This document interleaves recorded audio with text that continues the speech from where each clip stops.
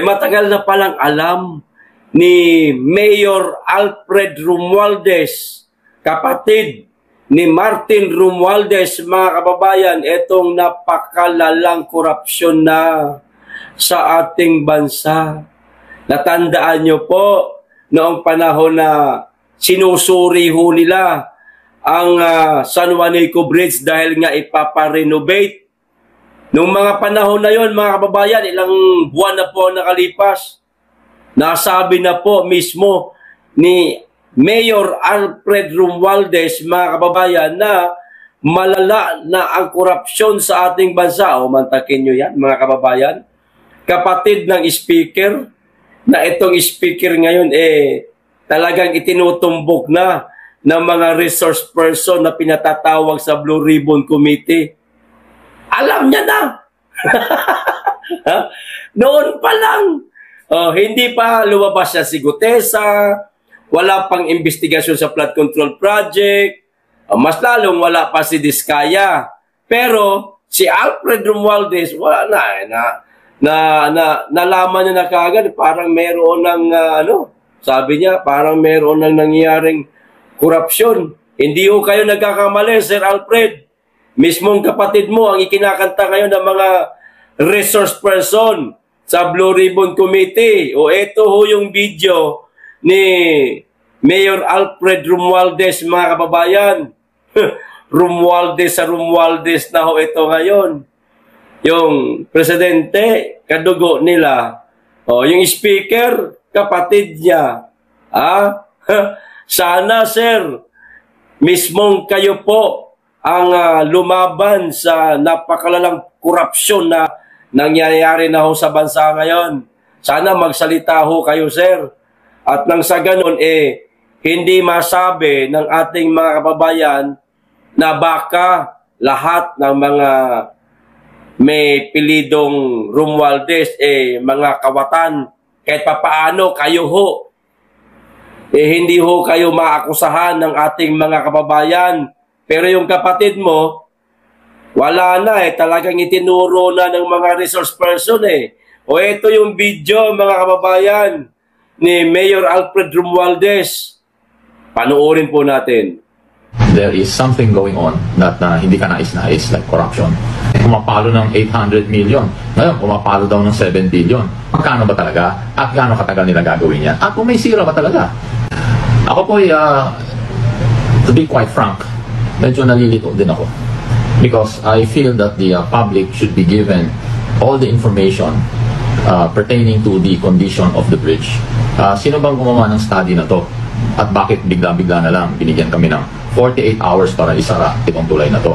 Dahil dyan ay maraming spekulasyon tuloy na there is something going on that hindi ka nais-nais, like corruption. I feel it is the duty of the national government to inform the public and tell them exactly who made the study, what the study says exactly, anong extent ng damage, at gaano katagal nila gagawin talaga itong tulay na to. Kasi mahirap yung pabigla-bigla. This is not the first time. About 20 years ago, that bridge was repaired and ample time was given to the public, almost 6 months preparation. Kaya nawala ho yung walang speculation ng araw na yon. Hindi ko naman sinasabi na dapat itigil muna yung paggawa ng RoRo or alternative ways of crossing the San Juanico Strait. Tuloy pa rin yun. It is an emergency, it's needed badly. But I feel experts should be called in, if they were not called in earlier, to look into that bridge and to see magkano ba talaga at gaano katagal nila gagawin yan. At kung may sira ba talaga. Kasi napaka-importante yan dahil ang lumalabas unang estimate ay pumapalo ng 800 million. Ngayon, pumapalo daw ng 7 billion. Malaking amount yun. That is a very big amount. And even if you spend 7 billion, a feasibility study, a project study, a careful analysis should have been made. At ito, huwag sana gamitin na rason para gumawa ng isa pang tulay. Kasi kailangan talaga natin ng isa pang tulay. This is the main artery from Mindanao to Luzon and vice versa. And you need definitely at least 2 bridges here in order to make it sustainable, at the same time some sort of economic security naman para sa mga iba-ibang regions. Kaya ako'y nananawagan, dapat i-clarify ng mabuti itong issue na to.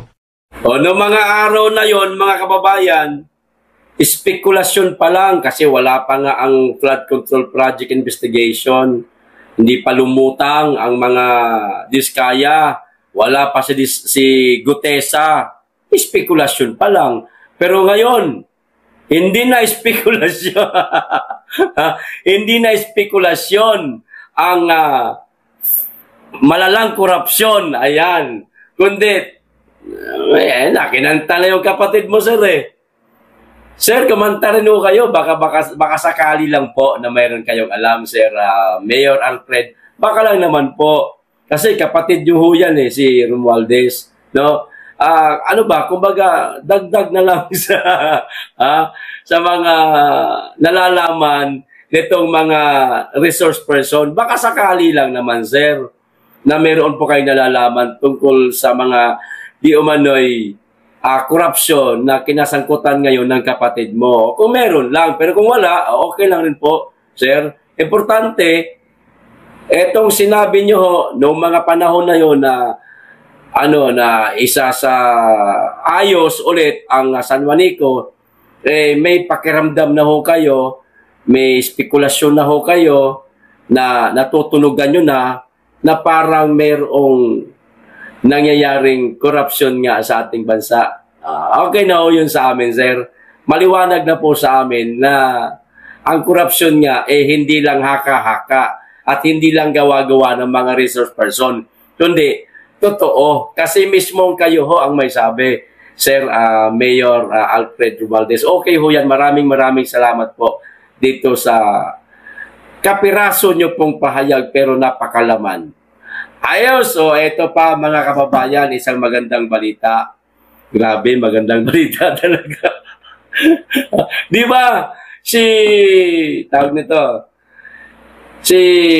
Duterte Youth Party List Chairman Ronald Cardema, mga kababayan, ay itinutulak niya yung impeachment kay President Bongbong Marcos na naudlot dahil nga hindi nga pinaupo sa Kongreso etong 3 bangko sanang nakuha ng Duterte Youth Party List. Pinag-initan ba, palibasa, merong itutulak na impeachment laban sa presidente.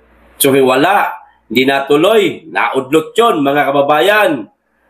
Ngayon, ito napakabata na congressman na si Kiko Barsaga, mga kababayan, siya ang papalit na tawag nito, magsasampa yata itong bata na ito ng impeachment laban kay President Bongbong Marcos. O, ito po ang sinabi niya, mga kababayan. Marami siyang sinabi. Una pa lang po ito.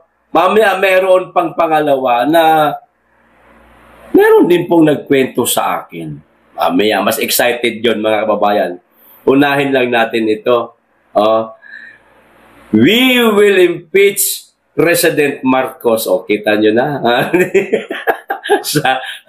Sana all may ganito katapang ng mga mambabatas.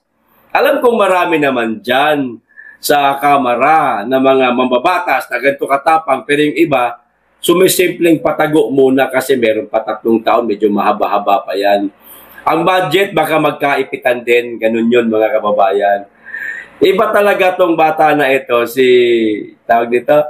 Kiko Barsaga, talagang ubod ng tapang. Kung si Sandro Marcos nga, kung asar-asarin niya sa loob ng plenaryo mismo, mga kababayan, ng Kamara, hindi naman binabastos. Walang inaasar niya lang. Yung Charis Pimping, yung kambal ni Charis, mga kababayan, pikon, lumalayo, may taga-awat sigarin. O ito, yan ang isinisigaw ni Cavite 4th District Representative Kiko Barsaga laban kay Pangulong Marcos Jr. hinggil sa umano'y kawalan ng aksyon sa isyo ng bilyon-bilyong pondo ng flood control projects na sangkot sa kontrobersiya. Siya nga naman, mga kababayan, si Pangulong Bongbong Marcos parang napakabagal pong kumilos. Kaya tuloy nasabi nitong si Kiko Barsaga na kawalan ng aksyon dito sa bilyon-bilyong pondo ng flood control project na sangkot sa kontrobersiya. Para bagang tama na yung meron siyang nasabi na pinuntahan niya yung mga tawag nito, flood control project na wala namang nagawa, kundi mayroon man at manipis lang yung semento. Hanggang doon lang. Pero yung totoong action talaga na siya mismo, alibas, siya presidente diba? Na siya mismo sana. Kasi ang gusto ng tao, siya mismo kumilos bilang isang pangulo ng bansa. Pero wala. So, ito ang nakikita ngayon ni Kiko na dahilan para ipa-impeach itong si Bongbong Marcos.